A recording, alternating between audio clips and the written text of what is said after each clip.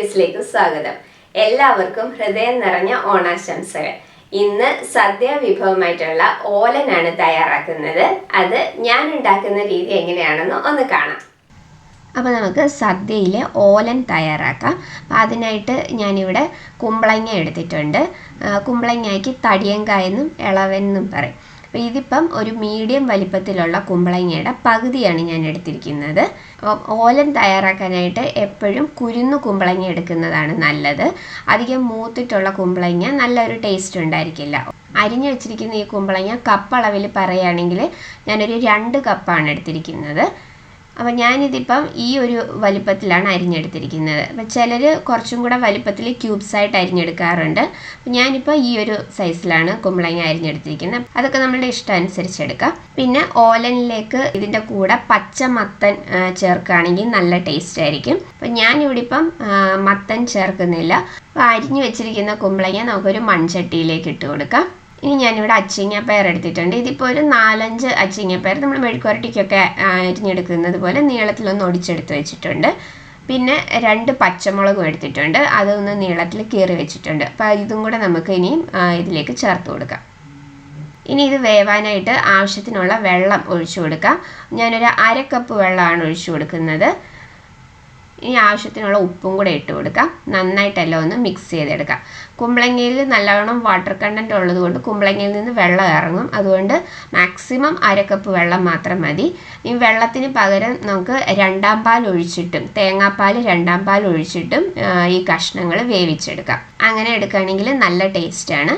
അപ്പം ഞാൻ ലാസ്റ്റ് മാത്രമേ തേങ്ങാപ്പാൽ ചേർത്ത് കൊടുക്കുന്നുള്ളൂ. അപ്പോൾ ഇത് നന്നായിട്ടെല്ലാം ഒന്ന് മിക്സ് ചെയ്തിട്ടുണ്ട്. ഇനി നമുക്കിത് അടച്ചു വെച്ച് ഈ കഷ്ണങ്ങൾ നന്നായിട്ടൊന്ന് വേവിച്ചെടുക്കാം.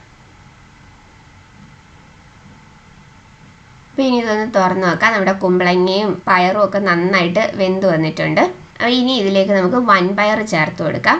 അപ്പം ഞാൻ 1/4 കപ്പ് വൻപയറാണ് ചേർത്ത് കൊടുക്കുന്നത്. ഇത് ഞാൻ ഉപ്പിട്ട് വേവിച്ച് വെച്ചിരിക്കുന്ന വൻപയറാണ്. അപ്പോൾ ഈ ഒരളവിന് ഒരു 1/4 കപ്പ് വൻപയർ മതി. അതും കൂടെ ചേർത്ത് കൊടുക്കാം. വൻപയർ ഒരുപാട് വെന്ത് ഉടഞ്ഞു പോകാതെ ശ്രദ്ധിക്കണം. എന്നാൽ നന്നായിട്ട് വെന്തിട്ടും ഉണ്ടായിരിക്കണം. അപ്പോൾ അതും കൂടെ ചേർത്ത് നന്നായിട്ടൊന്ന് മിക്സ് ചെയ്തിട്ടുണ്ട്. അപ്പോൾ ഇനി നമുക്കിതിലേക്ക് തേങ്ങാപ്പാൽ ചേർത്ത് കൊടുക്കാം. ഞാൻ നല്ല കട്ടി തേങ്ങാപ്പാൽ 1/4 കപ്പാണ് ഇതിലേക്ക് ചേർത്ത് കൊടുക്കുന്നത്.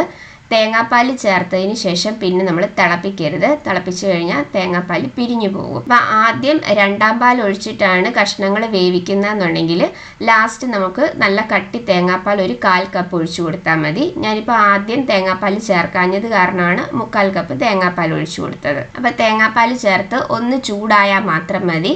മൺചട്ടിയിലോ കൽച്ചട്ടിയിലോ ഒക്കെയാണ് നിങ്ങൾ തയ്യാറാക്കുന്നതെന്നുണ്ടെങ്കിൽ ആ ചട്ടിക്ക് തന്നെ നല്ല ചൂടുണ്ടായിരിക്കും. അപ്പോൾ അങ്ങനെയാണെങ്കിൽ തേങ്ങാപ്പാൽ ഒഴിച്ചിട്ട് ഉടൻ തന്നെ അത് ഓഫ് ചെയ്യണം, അല്ലെങ്കിൽ പിരിഞ്ഞു പോകും. ഇപ്പം ഇത് നന്നായിട്ടൊന്ന് ചൂടായി വന്നിട്ടുണ്ട്. അപ്പം ഞാൻ ഇനിയിപ്പം ഫ്ലെയിം ഓഫ് ചെയ്യുകയാണ്.